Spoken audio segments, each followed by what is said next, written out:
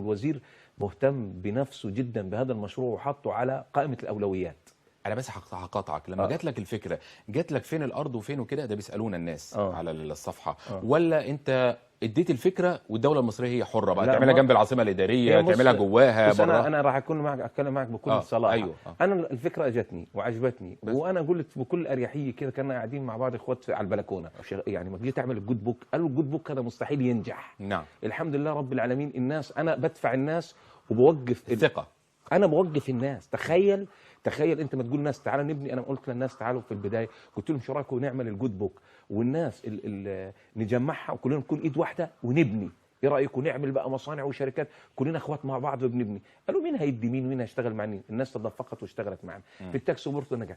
انا دخلت بالفكره دي قلت لهم تعالوا بقى نكون اخوات، مصر تدينا ارض، الارض دي انا ما يهمنيش هي فين، يعني ممكن يعني ادهاني جنب العاصمه الاداريه، ادهاني يحطها جوه البحر الاحمر المتوسط في المحيط، يجيبوا غواصات يجوا فيها. تمام. ده مش موضوع، فكره اقولها بكل صراحه. انا ما نزلت على مصر كان في ناس كتير بتخوفني وتقول لي اوعى ومصر واوعى ولازم يكون وراك حيتان ولازم.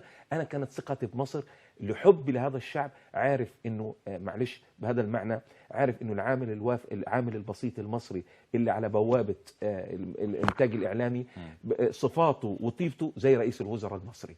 شعب متربي على الفطره، على احترام الضيف، كاريزما على احترام الضيف، وهذا نوع من العقيده من الايمان. من كان يؤمن بالله واليوم الاخر فليكرم ضيفه. فالمصريين اكرموا ضيوفهم. وانا بالنسبه لي بعمل امور كثيره، وممكن في ناس زي ما تفضل الاخ او غيره او كذا ممكن يقول لك في مخالفات ممكن تصدر من شغلك. طب ايه المشكله؟ لان انا ثقتي بالبلد دي كبيره، وعارف ان البلد دي في النهايه اذا زعلت مني مش هتزعلني قوي ولا هتعورني. فعارف لو انا غلطت او عملت حاجه انا مش قصدها، عارف انه في عدل في البلد دي. ورقه لسه محتاجينها، مش انا عارف مصر شغاله ازاي. ده انا فانا ما نزلت مصر ثقتي بمصر عاليه.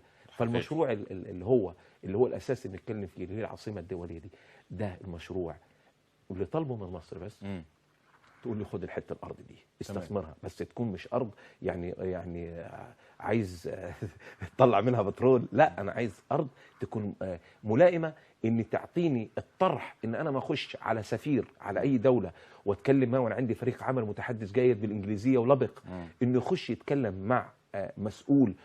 انا ما اخش مع مسؤول ولا سفير، مستحيل اذا انا هخش اني انا اطلب منه انه يجي على مصر انه هو اللي متفضل انه يعمل الاستثمار، يبقى انا بضعف الطرح.